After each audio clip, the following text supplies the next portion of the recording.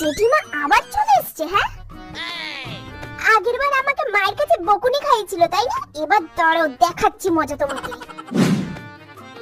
জেঠিমা। ও মা, খেলবি? জেঠি, মা তোমার জন্য চা পাঠিয়েছে। আবার চা আর কি দরকার ছিল বলতো? তোর মা যে কি করে না সত্যি। এই নাও। আসলে আমি না এখন চা খাই না, তাও যখন এনেছিস। ও, তুমি খাবে না? ভালোই হলো, মা বলছিল মাথাটা ব্যথা করছে। থাক, মাই খেয়ে নেবে।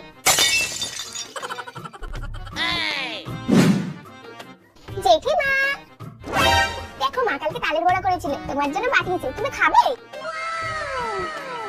তালের বড়া? কি দরকার ছিল বলতো এইসব? ঠিক আছে দে। তাহলে থাক, তোমাকে আর খেতে হবে না, তুমি তো এমনি মোটি হয়ে যাচ্ছ। আমার সাথে চালাকি করলো তাই না? এবার দেখাচ্ছি মজা।